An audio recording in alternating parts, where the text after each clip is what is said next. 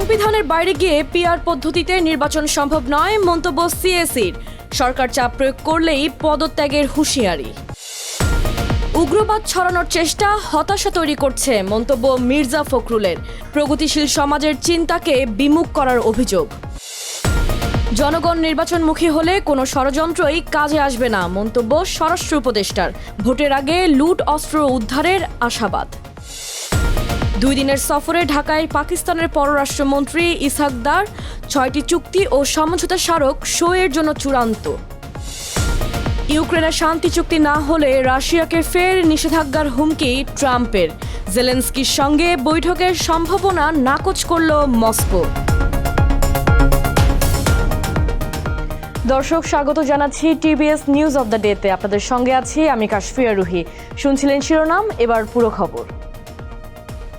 সংবিধানের বাইরে গিয়ে পিআর পদ্ধতিতে নির্বাচন সম্ভব নয় মন্তব্য করেছেন প্রধান নির্বাচন commissioner CSE AMM Nasir Uddin.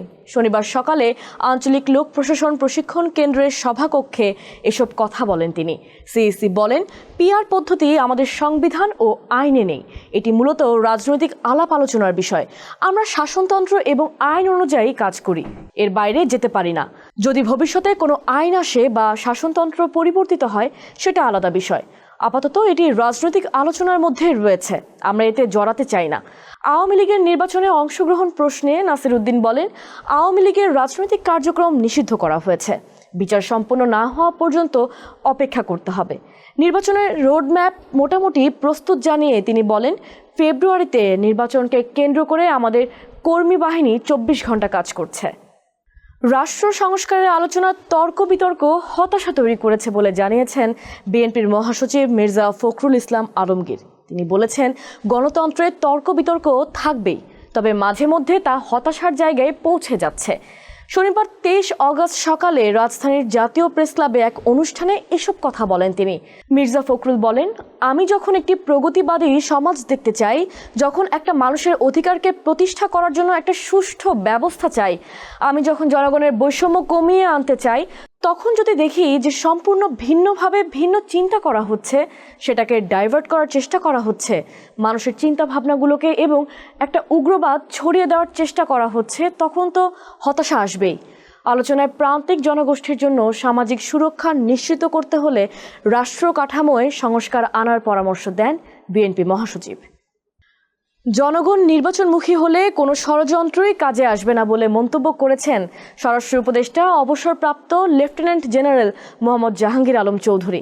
শনিবার 23 অগস্ট দুপুরে বাংলাদেশ কৃষি উন্নয়ন কর্পোরেশনের বিএডিসি হিমাগার পরিদর্শন শেষে এসব কথা বলেন স্বরাষ্ট্র উপদেষ্টা।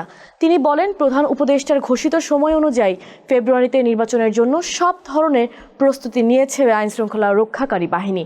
অস্ত্র উদ্ধারের ব্যাপারে জানতে চাইলে স্বরাষ্ট্র উপদেষ্টা বলেন, শুধু নির্বাচন উপলক্ষে না, দেশে অন্য সময়েও যেন কোনো ধরনের অস্ত্র ঢুকতে না পারে সে বিষয়ে পদক্ষেপ নেওয়া হবে। জাহাঙ্গীর আলম চৌধুরী বলেন, আজকেও কিন্তু অস্ত্র উদ্ধার হয়েছে। অস্ত্র উদ্ধার একটা চলমান প্রক্রিয়া, ডেইলি অস্ত্র উদ্ধার হচ্ছে। ইলেকশনের আগে আমরা আশা করছি প্রায় সব অস্ত্র আমরা উদ্ধার করে ফেলব। পাকিস্তানের উপপ্রধানমন্ত্রী ও পররাষ্ট্রমন্ত্রী ইসহাক দার 2 দিনের সফরে আজ শনিবার 23 অগস্ট দুপুরে ঢাকায় এসেছেন। বেলা 2টার দিকে একটি ফ্লাইটে তিনি ঢাকায় পৌঁছান। হজরত শাহজালাল আন্তর্জাতিক বিমানবন্দরে পাকিস্তানের পররাষ্ট্রমন্ত্রী ইসহাক দারকে স্বাগত জানান পররাষ্ট্র সচিব আসাদ আলম সিয়াম। ঢাকা সফরের সময় পাকিস্তানের উপপ্রধানমন্ত্রী ও পররাষ্ট্রমন্ত্রী, বাংলাদেশের অন্তর্বর্তী সরকারের প্রধান উপদেষ্টা অধ্যাপক মোহাম্মদ ইউনুস, পররাষ্ট্র উপদেষ্টা মোহাম্মদ তৌহিদ হোসেন সহ বিভিন্ন নেতার সঙ্গে গুরুত্বপূর্ণ বৈঠক করবেন। পররাষ্ট্র মন্ত্রণালয়ের কর্মকর্তারা জানিয়েছেন, সফরের দ্বিতীয় দিন রবিবার সকালে পররাষ্ট্র উপদেষ্টা মোহাম্মদ তৌহিদ হোসেনের সঙ্গে একান্তে এবং প্রতিনিধি পর্যায়ে বৈঠক করবেন ইসহাক দার। 2 দেশের মধ্যে 6টি চুক্তি ও সমঝোতা স্মারক সইয়ের জন্য চূড়ান্ত করা হয়েছে। ইউক্রেন শান্তি চুক্তি নিয়ে মস্কোর উপর হতাশ হয়ে পড়েছেন যুক্তরাষ্ট্রের প্রেসিডেন্ট ডোনাল্ড ট্রাম্প। শুক্রবার 22 অগস্ট ট্রাম্প আবার রাশিয়াকে হুমকি দিয়ে বলেছেন, 2 সপ্তাহের মধ্যে ইউক্রেন সংকটের শান্তিপূর্ণ সমাধানে কোনো অগ্রগতি না হলে তিনি রাশিয়ার উপর নিষেধাজ্ঞা আরোপ করবেন।